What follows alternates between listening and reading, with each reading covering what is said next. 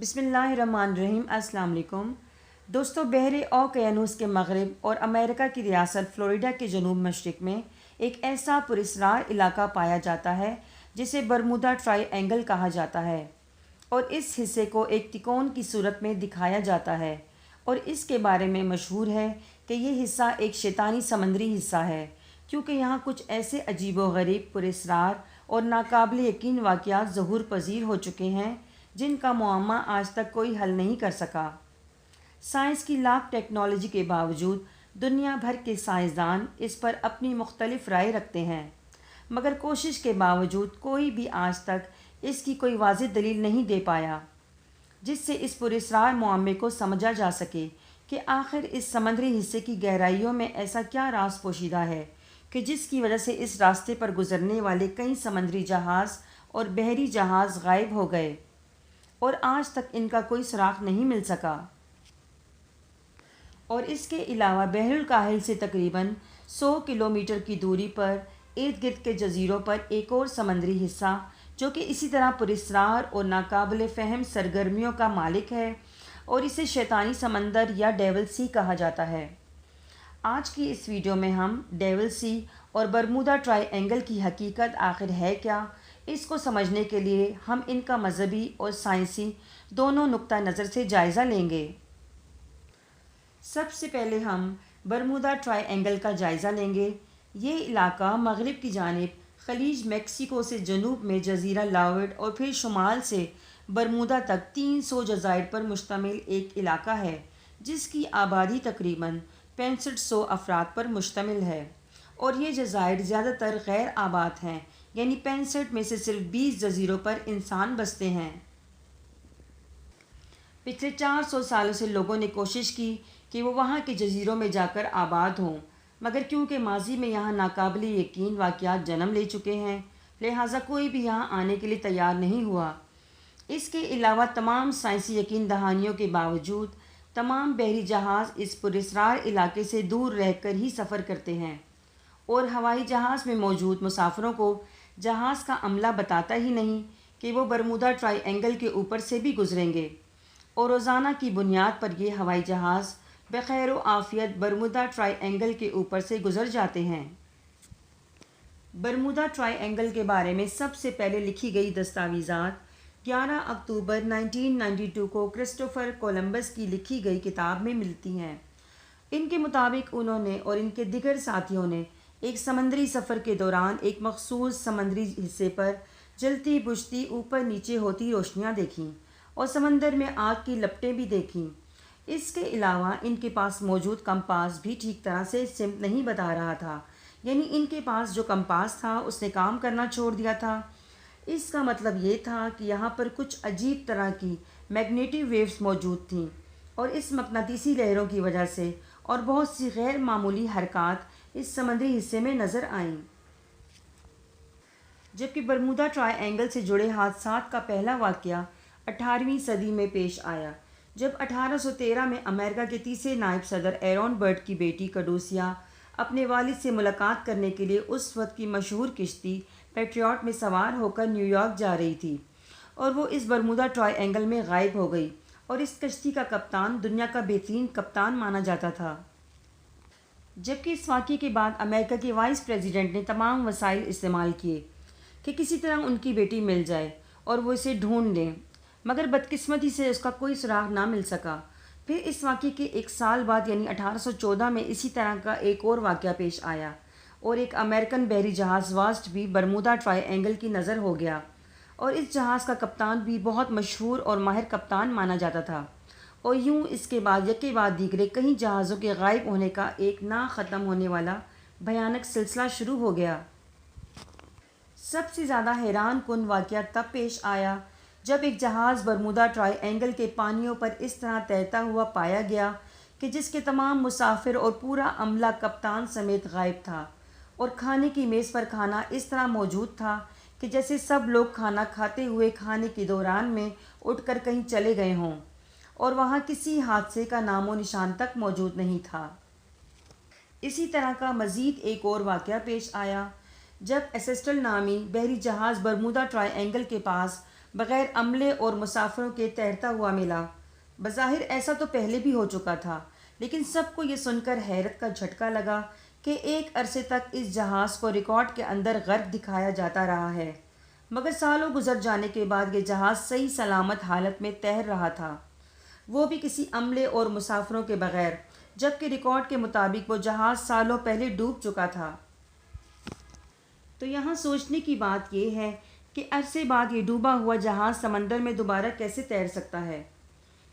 سن 1850 سے لے کر اب تک برمودا ٹرائی اینگل میں تقریباً 50 بحری جہاز غائب ہو چکے ہیں، اور اس کے بعد 1945 میں یہاں سے فضائی طیارے بھی غائب ہونا شروع ہو گئے۔ یہ واقعہ تب پیش آیا جب فلوریڈا سے 10 طیارے تربیتی پرواز کے لیے روانہ ہوئے، جبکہ واپسی پر 2 طیارے غائب ہو چکے تھے۔ اس کے علاوہ مزید 5 طیارے اسی سال پھر غائب ہو گئے، اور بدقسمتی سے ان لاپتہ طیاروں کو ڈھونڈنے کے لیے جو فضائی طیارہ بھیجا گیا وہ بھی کہیں غائب ہو گیا، اور کبھی اس کا نام و نشان نہیں مل سکا۔ امریکہ بحریہ کے نقشوں میں برمودا ٹرائی اینگل کا کوئی لفظ موجود نہیں ہے، اور کئی سائنٹسٹ بھی برمودا ٹرائی اینگل کی غیر معمولی سرگرمیوں کا انکار کرتے ہیں۔ ان کے مطابق تمام حادثوں یعنی جہازوں کے ڈوبنے کی وجہ وہی ہے جو عام طور پر دوسرے سمندروں میں ہوا کرتی ہے، جبکہ دوسری طرف کئی سائنسدان اس کی وجہ غیر معمولی مقناطیسی شعاعوں کی موجودگی کو کہتے ہیں، جس کی بدولت کمپاس یا قطب نما کام کرنا چھوڑ دیتے ہیں اور یوں حادثات جنم لیتے ہیں۔ اسی طرح ایک اور نظریے کے مطابق اس علاقے میں جنم لینے والے زلزلے بڑی بڑی لہروں کا سبب بنتے ہیں، جو کہ فضائی اور بحری جہازوں کو اپنی طرف کھینچ کر ڈبا دیتی ہیں۔ لہٰذا اسی لیے فضائی پائلٹ ان سمندری جھٹکوں کی بدولت جہازوں کا کنٹرول کھو دیتے ہیں اور سمندروں میں جا گرتے ہیں۔ دوستوں، اب آتے ہیں ایک اور سمندری پراسرار حصے ڈیول سی یا ڈریگن ٹرائی اینگل کی طرف۔ تاریخ میں منگول حکمران قبلائی خان کا ذکر بھی موجود ہے۔ قبلائی خان نے 13ویں صدی میں 2 بار جاپان پر قابض ہونے کی کوشش کی، مگر جب یہ حملے کے لیے آئے تو اس کے جہاز سمندر میں ڈوب کر غرق ہو گئے، اور حیرت انگیز بات یہ تھی کہ ان جہازوں پر 40,000 کے قریب فوج موجود تھی، جس کا بعد میں بھی کبھی کوئی سراغ نہیں مل سکا۔ اور یہ وہی پراسرار ڈیول سی کا علاقہ تھا جو کہ بحر الکاہل میں ٹوکیو سے 100 کلومیٹر دور نیویارک جزیرے کے پاس واقع ہے، جبکہ کچھ سائنسدان اس علاقے کی پراسراریت کو رد کرتے ہوئے کہتے ہیں کہ یہاں کوئی بڑا جہاز غرق نہیں ہوا، بلکہ چھوٹی چھوٹی کشتیاں میگنیٹک ویوز یا مقناطیسی لہروں کی وجہ سے اکثر ڈوب جاتی ہیں۔ مگر یہ بحث صدیوں سے چلتی آ رہی ہے، اور کوئی بھی سائنسدان کبھی بھی ایک نقطے پر ایگری نہیں ہوئے، جبکہ بحر اوقیانوس کے موجودہ ٹرائی اینگل اور بحر الکاہل کے ڈریگن ٹرائی اینگل کے درمیان یقیناً کوئی ناقابل فہم تعلق موجود ہے جو کہ شیطانی ہے، کیونکہ ان دونوں سمندری حصوں میں جہازوں کے کمپاس کام کرنا چھوڑ دیتے ہیں، جبکہ ڈوبے ہوئے جہازوں کا دوبارہ تیرتے ہوئے ملنا، اس کی بھی کوئی واضح ترین وضاحت کسی کے پاس موجود نہیں ہے، اور تمام سائنسدان ہر طرح کی ٹیکنالوجی ہونے کے باوجود ان دونوں پراسرار سمندری حصوں کو جاننے سے قاصر ہیں۔ لہٰذا اب ان سمندری رازوں کو ہم اسلامی نقطہ نظر سے جاننے اور سمجھنے کی کوشش کریں گے۔ لہٰذا اگر ہم قرآن و حدیث میں اس کے متعلق کوئی حوالہ تلاش کریں تو ہمیں سب سے پہلے حضرت تمیم داری کی روایت کردہ حدیث کو مد نظر رکھنا ہوگا۔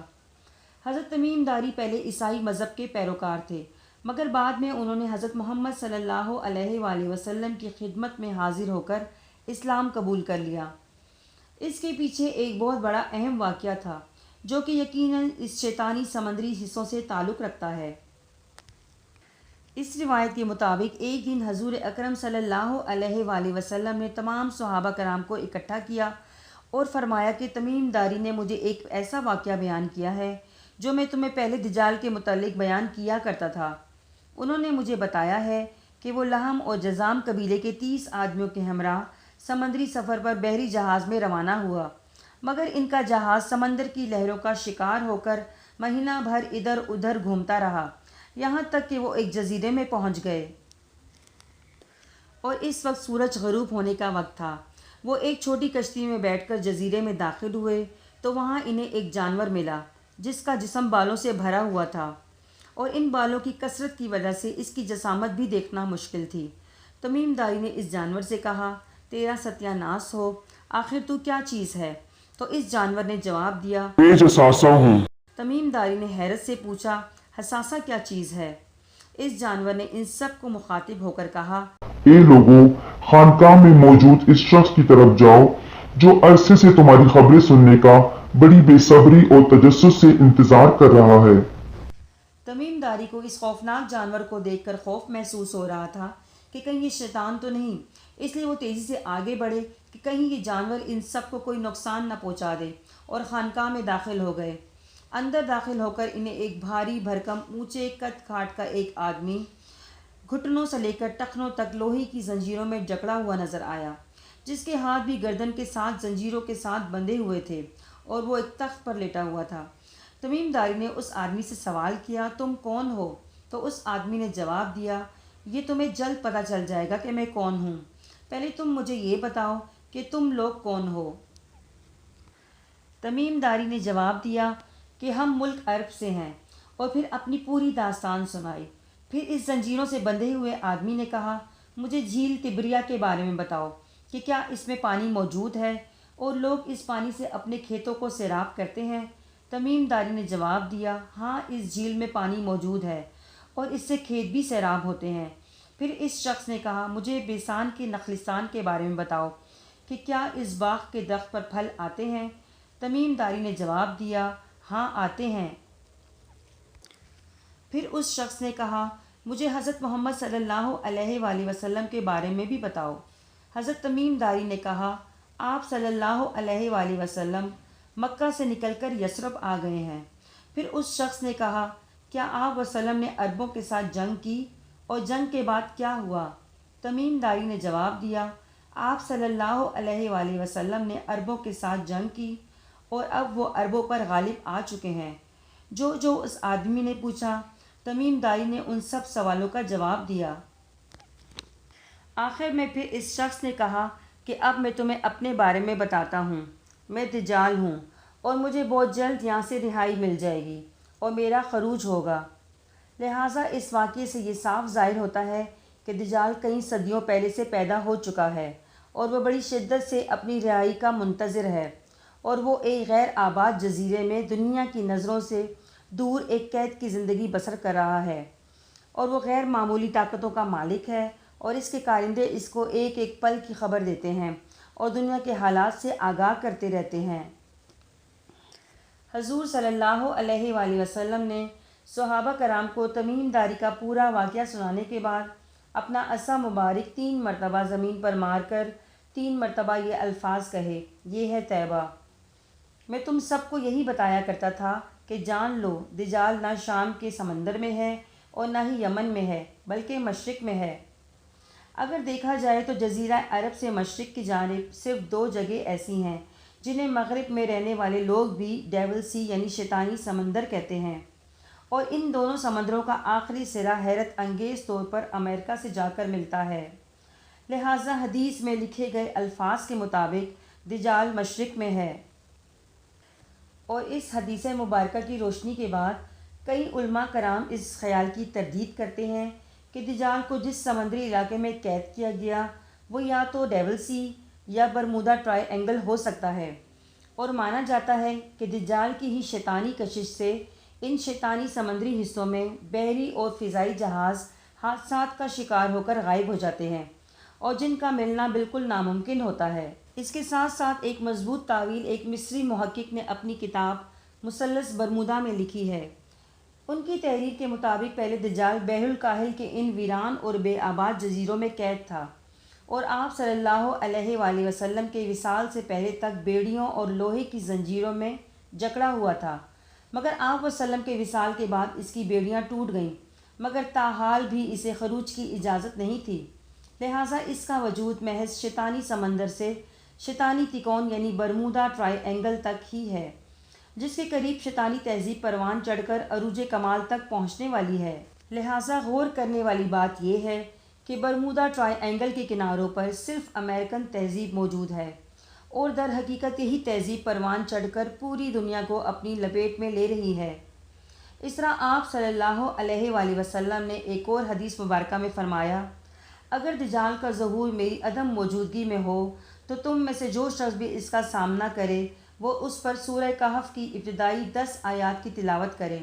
تاکہ اللہ تم کو اس کے فتنے سے بچائے رکھے۔ کہا جاتا ہے کہ دجال کے لشکر میں 70,000 افراد شامل ہوں گے جو کہ غیر معمولی طاقتوں کے حامل ہوں گے، اور یہ حضرت عیسیٰ اور حضرت امام مہدی کی طرف بڑھیں گے، اور یہ حق و باطل کا آخری معرکہ ہوگا۔